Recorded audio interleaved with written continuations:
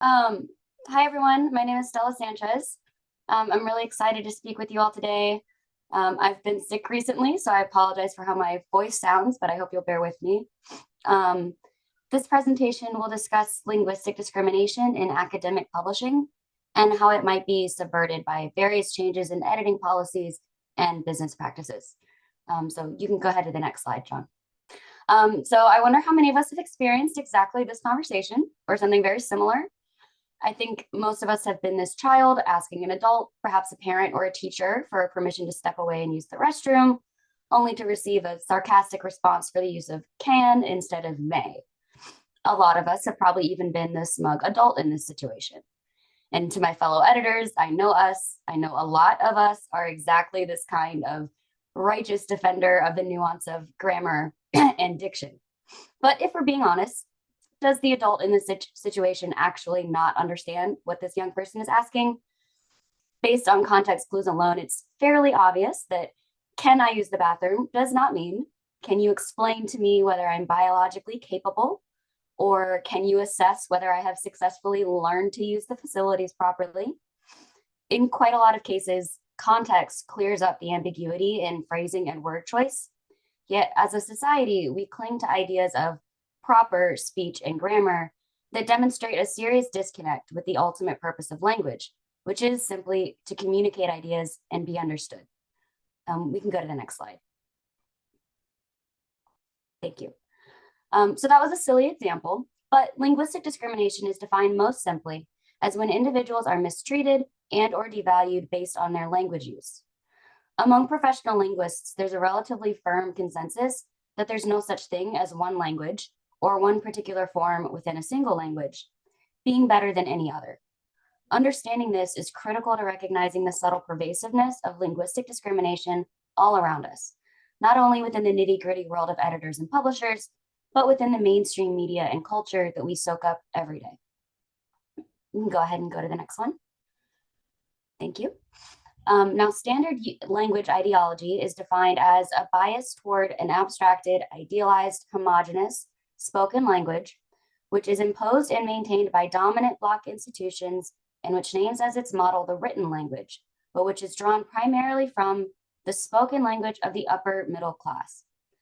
Essentially, this is the concept that there's even such a thing as standard or proper English, as is referenced frequently in the instructions to authors that are posted by scholarly publishers to ensure that manuscripts are submitted with a certain level of professionalism, which is itself another problematic term to be addressed in conversations about business ethics as a whole. Go ahead. Thank you. So some of the barriers that linguistic discrimination cements into place are additional costs incurred by authors who need extra editing or translation services before even submitting their manuscripts, documented higher rates of rejection during peer review processes for authors whose manuscripts are written in, quote, non-standard English, and ultimately fewer publications, delays in receiving tenure, and other long-term detrimental effects on authors' academic careers. However, in spaces where linguistic discrimination has been discussed publicly, as in a 2021 BBC article called The Pervasive Problem of Linguistic Racism, and a 2020 op-ed in the LA Times called Bias Against African American English Speakers is a Pillar of Systemic Racism, there's frequently pushback, similar to when DEI advocates start to talk about privilege or marginalization in any other context. Since many scholarly publishers, while adhering to a mission to promote academic discourse and progress for the sake of humanity, are still businesses with a bottom line at the end of the day, a balance must be struck with countering linguistically discriminatory policies and easing the distress of concerned readers and authors who don't understand the urgency or import of such ethical violations. So our questions are, one, how do we remain ethically responsible while addressing linguistic discrimination as it appears in the editorial policies of scholarly publications? And two, can we justify establishing a set of standards? If so, how do we do that? How do we distill a set of standards from the breadth of diversity within the English language? And we can go ahead. Thank you. Considering the limits of time and resources for this presentation, I've opted to focus on scholarly rather than trade publishing, because there's always been more room for linguistic diversity and playful use of grammar in trade. Consider any subgenre of poetry to illustrate this, Shakespeare himself. Alternatively, consider the likes of Mark Twain and Jane Austen and their uses of dynamic English dialects to tell their very different stories. In future research, I'd like to dissect the ethical complexity of English as the modern lingua franca and the practical applications of language pluralism in the future of international academia. It's also important to note that there's a glaring lack of research right now on how linguistic discrimination impacts BIPOC and other marginalized groups of native English speakers in the scholarly publishing community. But for now, let's focus on how editorial policies and practices might be changed to remove barriers for non-native English speakers wishing to publish and better understand as readers articles in English language scholarly publications. Go ahead. Thank you. So only 6% of the world speaks English as a first language. 75% did not speak English at all. Understanding this, any scholarly publisher aiming at an international author pool or audience, or simply claiming to uphold a mission that includes facilitating academic progress for the sake of all, must navigate the question of how language fluency and diversity impacts their publications at all levels. Go ahead. Thank you. The English language, even among native speakers, takes many different forms. English is a national language in the UK, the US, India, and Nigeria, for example, spanning 4 continents between those 4 countries alone. Within each of those countries, their English can be further broken down into regional and ethnic dialects, casual and academic styles, proper speech, and slang. Any attempt to standardize a language so complex, as all languages are, is at best a fool's errand, and at worst, an exercise in ruthless discrimination, as noted when we defined standard language ideology at the beginning of this presentation. Go ahead. Thank you. In order to navigate potential changes to editorial policy, we must understand the editor's point of view. One study sorts editors into 3 basic self-assigned roles: ringmaster, guardian, and ally. A ringmaster is the sort of person concerned mostly with managing how authors write and classifying their writings as either good or bad. And such editors and reviewers are not as concerned with providing helpful feedback. A guardian is the sort of person who views themselves as a guardian of the integrity of their journal, with a clear concept of good and bad writing, but also a teacher with an obligation to help authors improve through the editing process.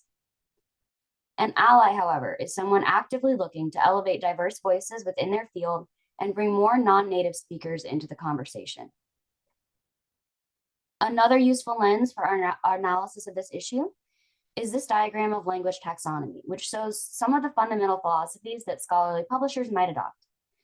Many of the experts concerned with linguistic discrimination idealize a future where linguistic pluralism is the industry standard, but few advocates have been able to provide any actionable steps towards such a future. Currently, the academic publishing community practices linguistic assimilation, where publishing in English is an often critical step in a researcher's career, resulting in documented higher citation rates and opening doors for both personal and professional development. Go ahead. Thank you. I recommend a utilitarian approach to reducing the effects of linguistic discrimination in the scholarly publishing community. Returning to our first question, we need to consider the following points of tension. We must investigate implicit and explicit biases within editorial policies and team members without taking too much focus from the academic content of a journal. We must remove superfluous editing policies that create barriers for non-native English-speaking authors without lowering standards for academic rigor. We must more actively support and recruit non-native English speakers to the editorial process as authors, peer reviewers, and editors without disenfranchising native English speakers. To those ends, some practical solutions for any publisher would be to, 1, include specific training on the impact of linguistic discrimination for the editorial staff, going hand in hand with social media campaigns, outreach events, and website or blog posts designed to educate readers simultaneously. Instate more regular reviews of editing policies and peer review instructions with the specific intent to root out potential sources of linguistic discrimination, This would include redefining vague phrases like professional, standard, or good English, as are often found in editorial policy descriptions and instructions to authors.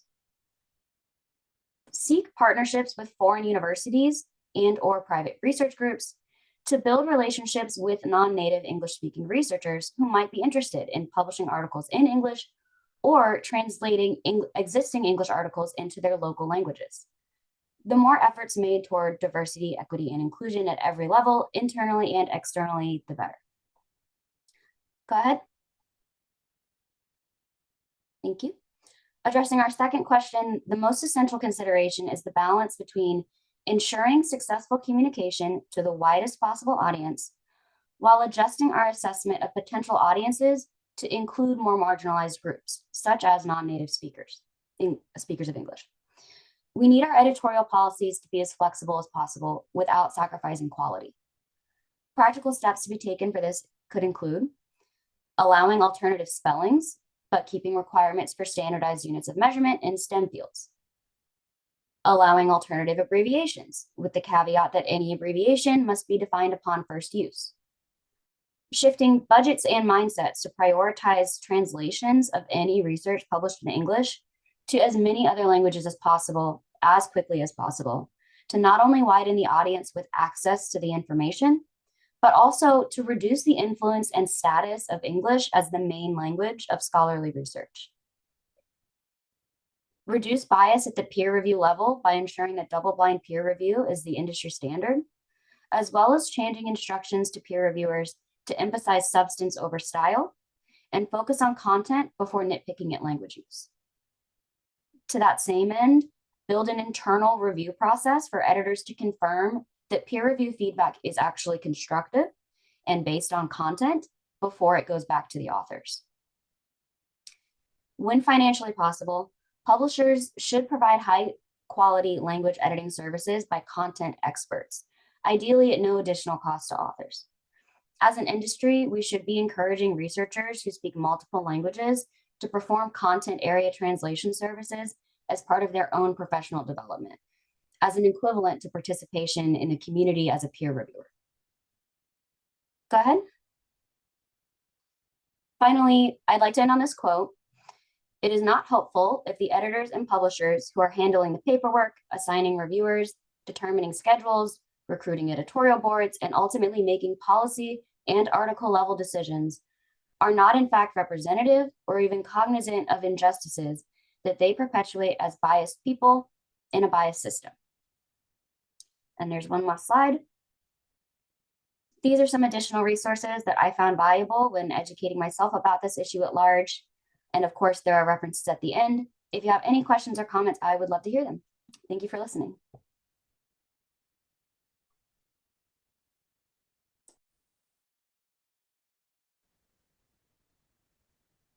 Okay. Thank you. Thank you very much. We usually would like to change the conference organizers to program professional skills of publishing. Continue with supporting the Washington Ethics and Publishing Conference, Mary John, Pooja, and Taylor for allowing me to participate this morning talking about networks and collaborative alliances to work or along or over or to Latin America. I will be talking about the role of National Association of Latin America to give you a scope of scholarly publishing ecosystem in Latin America or regional partners. I will talk about the association system of scholarly publishing, the regional partners or success stories and plans, and what the publisher partnerships can be made between Latin America and the US. And there are more than 400 university processes in Latin America, including 12 national associations as a part of the LAC network. So LAC is the Association of University Presses, all Latin America and Caribbean.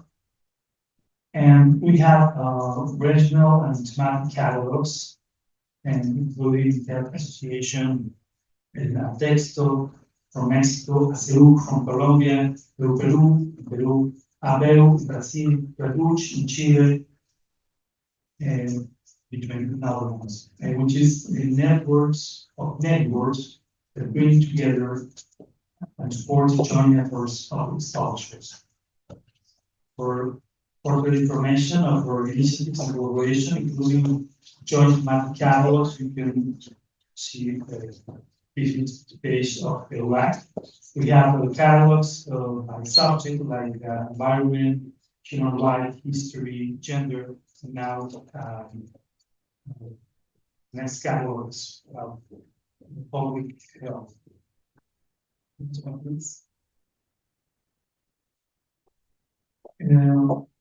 This guidance cover academic perspective and reflects diverse realities and approach.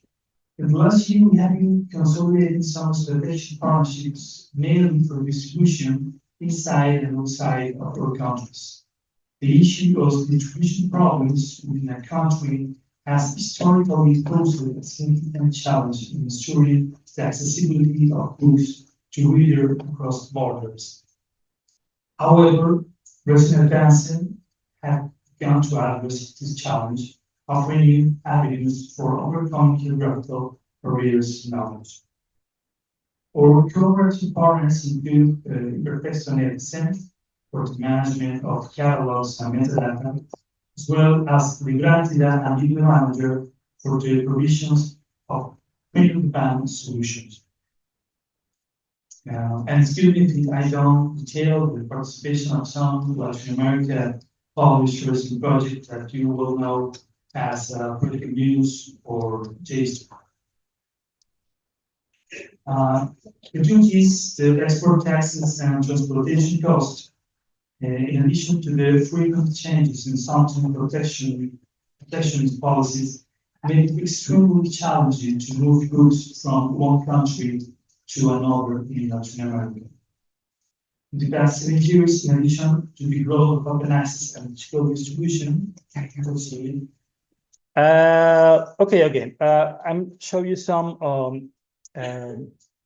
for those who online who doesn't hear. I'm talking about the ecosystem of university presses in Latin America and how are we organized in regional and national networks to face that challenges. We have regional partners to face the distribution troubles, and now we have a protectionism to drive those catalog and metadata manager and a transactional catalog that right now is online from transactional catalog from a lot of our partners. Librantida, bringing print on demand, book demand on demand and regional, and Bible Manager, and Cielo, that is a bibliographic database, digital library, and cooperative electronic publishing model for open access journal and books that we are now trying to open to the rest of Latin America. This is how it looks, the distribution and demands by book in Spanish, by country and the ecosystem. Mainly Spain is the bigger, followed by Argentina and Mexico, that we have the distribution and demands selling by bookstores. Each country, the 11%, Argentina and Mexico, and the rest of the countries of Latin America. We have 3 years now are working together on this effort. And for example, just one channel, this is the sales, and the last year was one channel, and selling 143,000 copies of books on demand in a bookstore. you can see what is this distribution of demand, average sale prices. If you can see something similar, because we regularly assess our sale price to maintain competitive positioning and accessibility. For instance, we were surprised to find that Spain had relatively low print-on-demand retail prices in this initial report. However, the structure of a smaller country with shorter distance, a large number of bookstores, and higher sales volumes has enabled us to reduce the selling price. Something similar occurs in production cost. As again, Spain is competitive because the volume of sale across functionary salary, which is much higher than in Latin America, but altered or production cost is still high, as in the case of Mexico, it remains at competitive standards.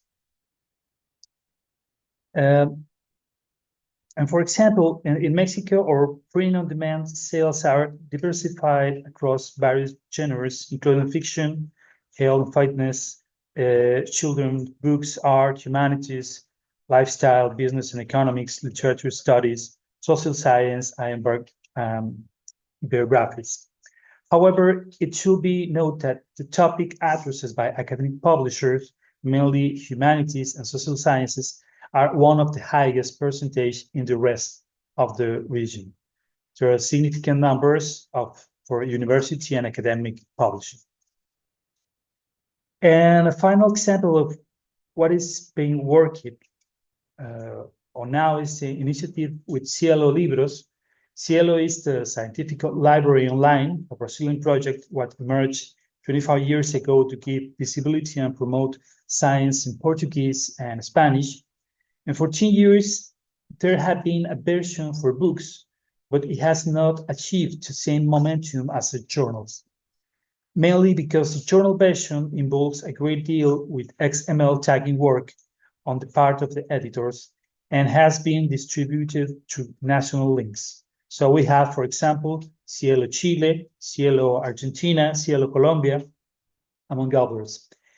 Until now, for books, we only had the possibility to join it directly with Brazil, which implied higher costs for publishers. The project now consists to decentralizing the technical work so that it can be done and stored by various centers in the countries concerned, sponsored by their own institution and creating national evaluation committees, platforms, and local administration to reduce costs for XML markup and enhance global indexing. The same way that is done with journals. We are in testing phase for Peru and Mexico and hope to have good news for 2025 and to be able to boost the visibility of university books. So how the future will look like? Looking ahead, we want to envision a future of increased collaboration in publishing across Latin America and North America. In a forecast to 2030, a consultant group estimates that the book market will integrate North America with a compound annual growth rate of 20.1%, a growth that has been increasing due to the rise of digital book in recent years. This is the scenario we would like to invite you to see in the next 5 years. So it's possible to talk about new publishing partnerships that can be made between Latin America and the US. I believe it's possible to have more tools to grow together and that we start speaking the same language. And I'm not referring to English and Spanish. We need to speak the same language in editorial process. 7 years ago, I was fortunate to go to work together with 4 fellow editors with an intensive seminar for a week at Elsevier headquarters in Boston. The surprise is that the process were significantly different. Their work ended where ours began. There was a great effort to find the gaps in the topics and propose new titles, a work with authors that they carefully selected with the help of their own technology, Cybal, and the work ended with sending the manuscript to the production plant in Chennai, India. But that was the work that we university publishers dedicate the most effort to, not a decision which was often made by committees far from the editors, and what was left was to do the best quality work and to be able to sell a book that one had not requested and that we had no idea what the market response will be. We did not have the most important authors in their field in the world from whom to ask for a collaboration. But most of the time, we just have unsolicited manuscripts from authors from our own university. And we have to make a successful product out of it. It gave me the perspective to think that I have excellent colleagues who did wonders with that they have in hand. That's why I think we don't speak the same editorial language between the US and Latin America. It seems minimal, but it's not. And to go toward the same path, we need to realize those little differences. We know that to consider new partners, we need to improve innovation capacity in our sector. I'm not indifferent to the asymmetries in markets, incomes, and financial between our countries and regions, but I believe in integration and cooperation among partners to grow and improve our products, discover new authors, and provide readers with new perspectives and solutions in a time of change. Thank you very much for your attention. Thank you. Well, first, I want to thank you all for having me here, and I also want to thank Diego Martinez, who works at Ediciones Unisalle, who shared the call for proposals, and thanks to him, I'm here.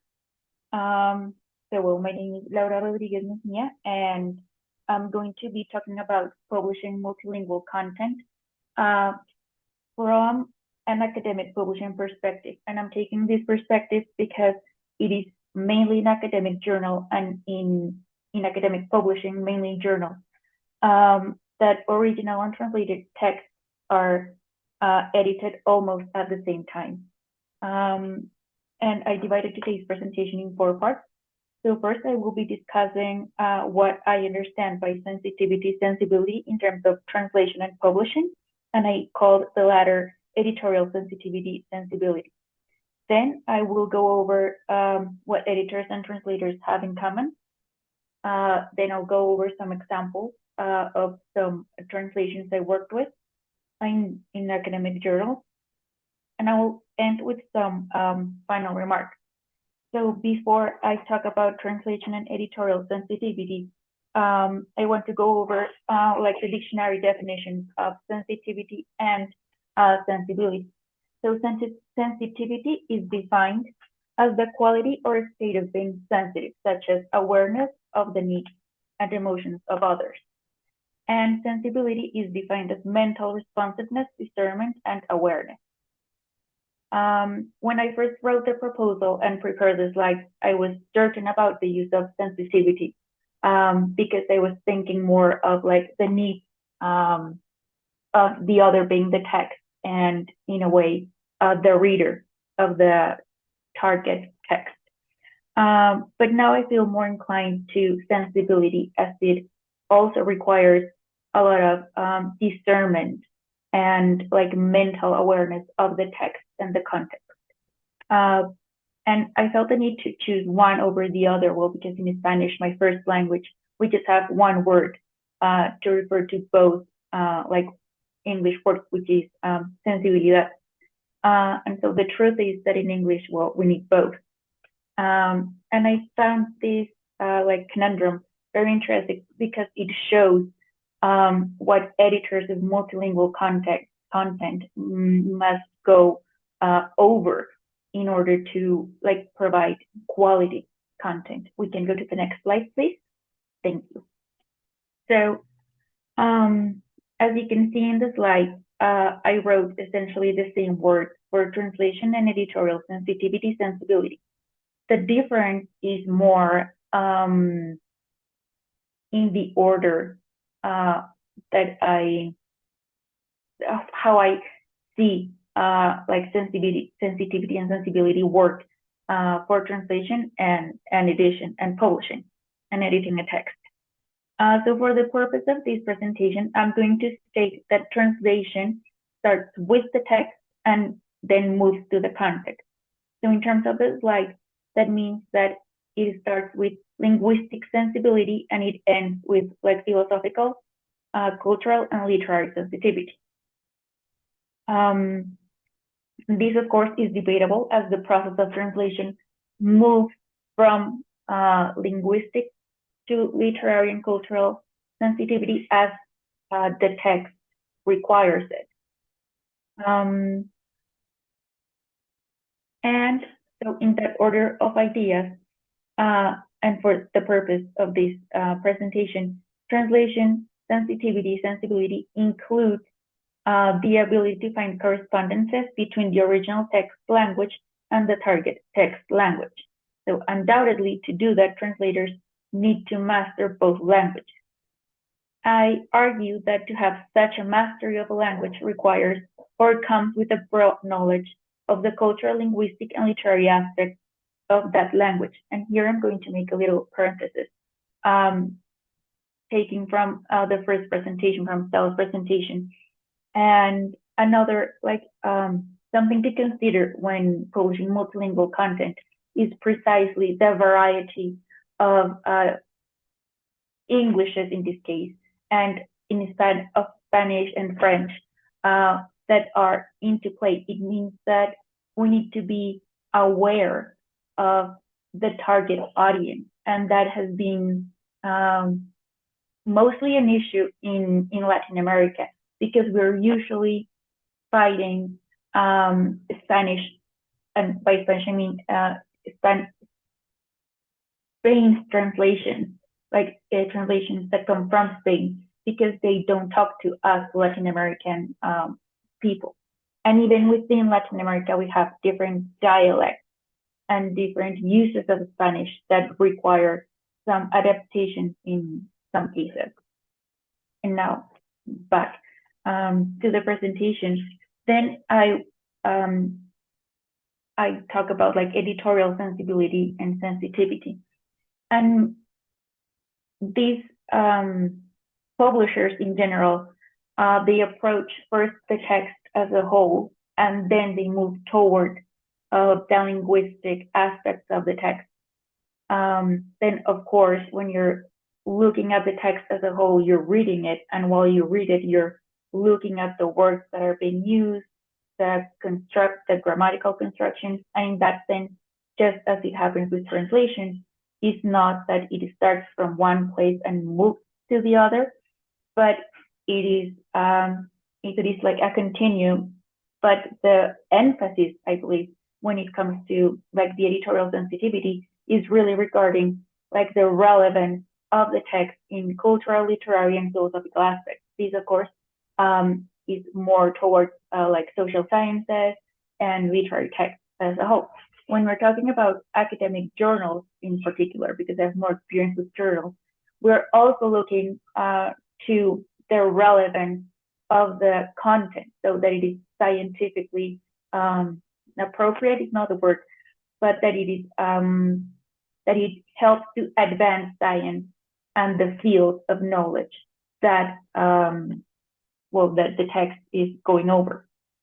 So this like editorial sensitivity that I just posed is true for a monolingual editor. When we are looking at publishing multilingual context, and again, I'm going to do a little parenthesis, which is not the same as publishing translation, in the sense that usually when we publish translation, the original text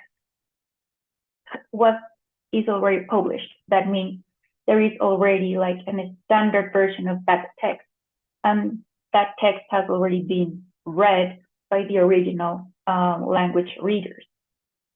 So in a way, the text is set. When we're talking about, or when I'm talking about publishing multilingual context, and hence why I'm focusing on academic publishing, both texts are usually being edited at the same time. So when I've worked as a translator for some journals, of course, the text I receive in Spanish to translate has already gone over the proofreader, and the author has already approved the proofreader's comments and suggestions. However, sometimes when I read the text in Spanish and then I translate it, I find, and I'll show that in the example. I think we can go to the next slide so I can, oh no, the next one. Thank you. Sometimes proofreaders don't work that much on the linguistic aspect of the text, and I usually work more as an editor than as a proofreader. So in this case, you can see the first column, that's the Spanish original, and then the other two columns, I named them Translation 1 and Translation 2. In the first, what is highlighted in blue are just the few aspects I took for the presentation to show what I think is problematic in the translation, in the translation of the content in English. So as you can see in Spanish, we have a whole paragraph that is just divided by commas. And then the second translation is divided, the same paragraph is divided in 3 sentences, which makes the text much more comprehensible and easier to read. And that's true even for the Spanish version.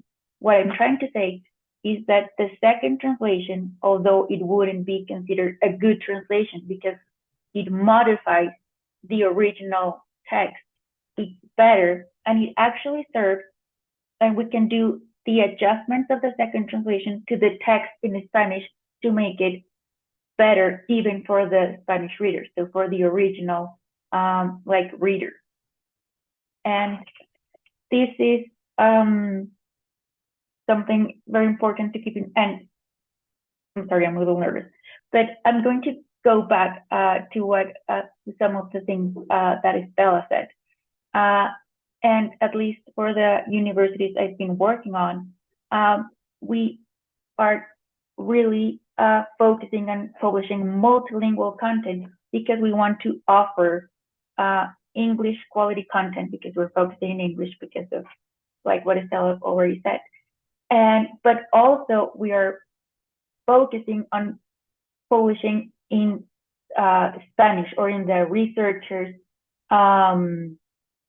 native language, because we believe that native speakers or like non-English native speakers should be able to access that knowledge in their own language, especially because a lot of Latin American journals, or at least the ones that I work with, are really focused on publishing research that comes from the region and from Latin America, which means that we want our people to be able to read it in their own language.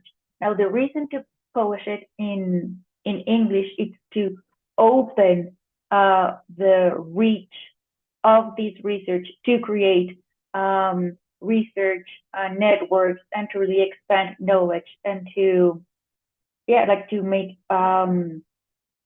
the field grow and be more comprehensive, if you may.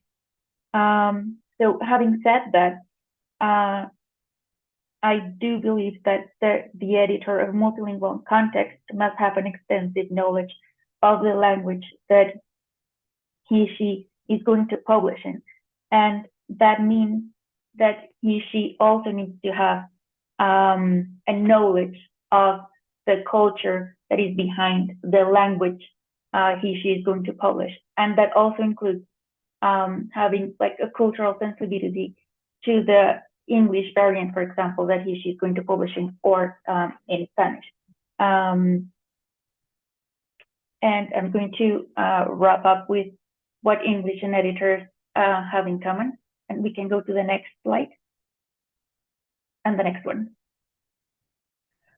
So what editors and translators have in common is that they are both mediators between a text and an audience, essentially. and translators also are like mediators between languages.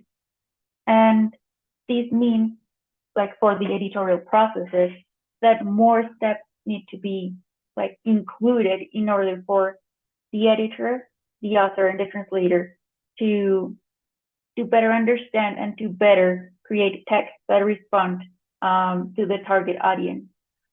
Also keeping in mind that the original text can be improved when the translation is taking place. And of course, this is mainly for academic publishing, where the original and the target text are being worked almost at the same time. And the second final remark, and perhaps the most important of all, is that both the translation, and the publishing process is a never-ending process. We are always going over the text, and that's why we see a new edition, and sometimes scientific texts are retracted, and so on. Thank you so much, and I hope this was somewhat enlightening to what multilingual content really requires from us editors. Thanks.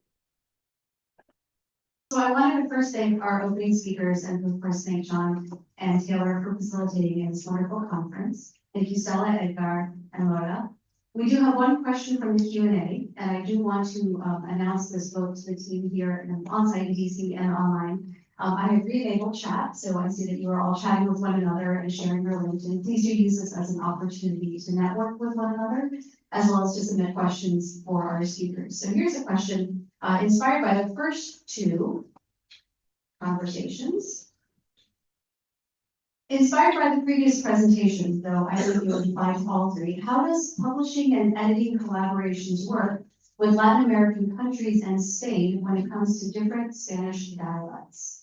For our two online speakers, you're welcome to unmute and address that. I'll walk the mic over to Edgar and Taylor.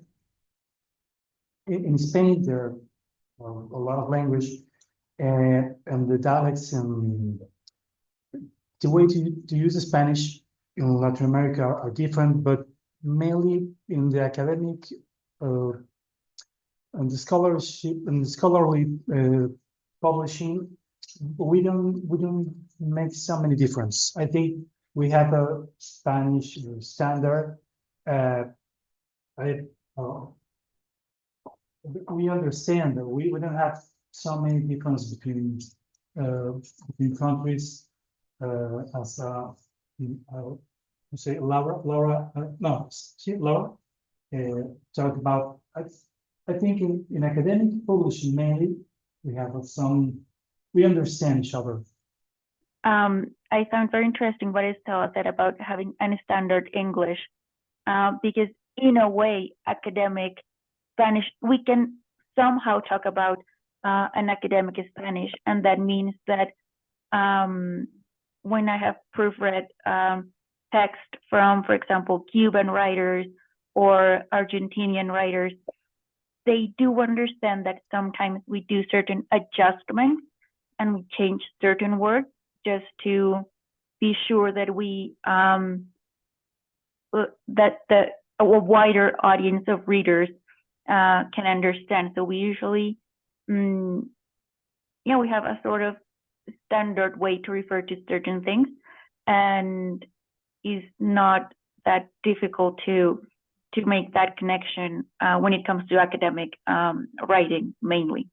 I think that both of what Laura and Edgar said was spot on. I would just also add that in terms of collaboration, I think as both my fellow panelists have said, it's between different dialects. The collaboration is not really, there's no roadblock. I think if you're both speaking Spanish from Latin America or Spanish from Spain, just like speaking English from the US or English from the UK, we understand one another, which is essential and is the core of being able to build a partnership. But I think you can hold that and simultaneously hold the idea that as we try to sort of push the academic publishing community forward and improve international scholarship, we have to consider who is having an easier time getting to the table to have a collaboration and be part of a conversation.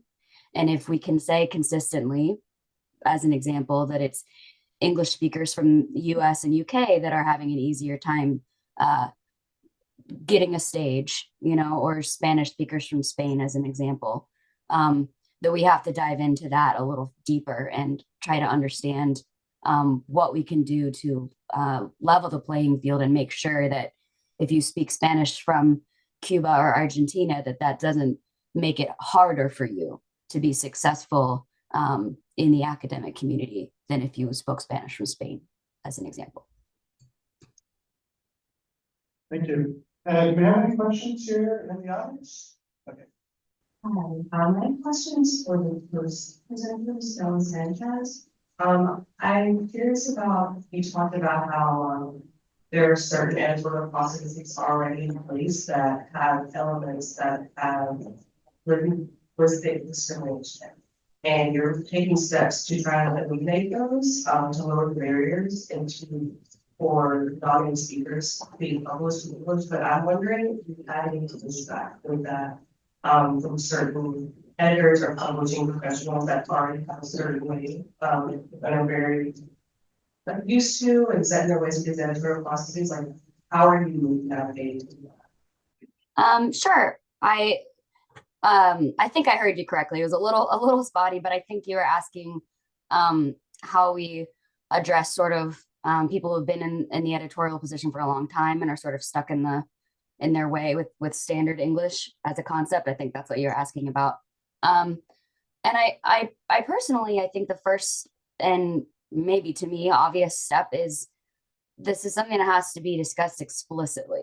So there should be, you know, an explicit training held for an editorial staff that includes your veteran editors, as well as your new editors, as well as any interns that you have that are part of the process, that just everybody together to explicitly sit through a presentation, understand what the issue is, and have to have an out loud direct conversation about why we even have this idea of a standard within each language, because it is so ubiquitous and it is something that so many of us, certainly in the States, I mean, I used that first ridiculous example about asking to go to the bathroom when you're a student, but I think that a lot of us in the States have probably experienced exactly that.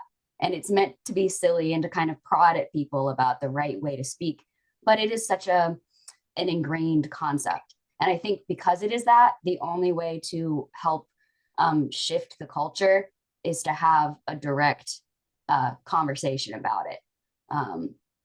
So again, I just think an explicit training is the first step. Okay, thanks. All right, so we have time for one more question, then we're going to take a brief tech break before our next session. Hi, Mary. My name is Mejía. I'm working in Baltimore. Thank you so much for your presentations today. My question maybe goes back to Stella's presentation first, but I'd love to hear from all of you. In terms of choosing the editorial process for translation as a way to increase equity for authors and scholars whose first language may not be English.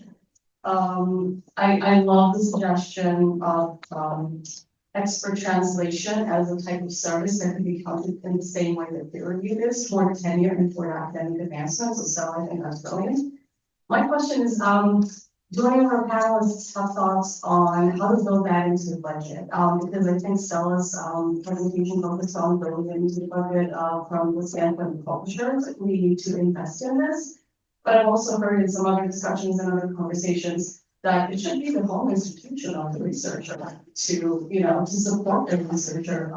There's a lot. We're like translating the work into other languages. We're editing it if we are able to write it in that language. So and I'm curious whether even funders could be taught for that, and whether that could be worked into a research plan. Just curious about any thoughts you have on that. So, I can jump in really quick. First of all, I think that's an excellent point. And I do personally think that since publishers all have a limited budget, and there should be some responsibility on the funding agencies behind the research. Finances are not my area of expertise, so there may be somebody that has something wiser to say, but I would agree that it's important that when you're looking at like the breakdown for what a grant pays for when funding a research project, that it should become sort of a standard consideration whether or not you're going to need translation services or extra editing services.